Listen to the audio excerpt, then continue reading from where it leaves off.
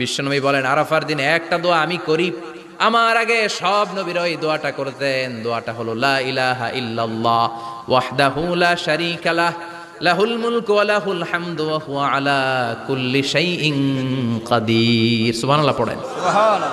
মুখস্থ আছে না দোয়াটা? এটা পড়বেন। বিশ্বনবী আরাফার ময়দানে এই দোয়াটা পড়তেন। তাহলে বোঝা গেল বছরের সব দিন সমান না। সব দিন সমান না।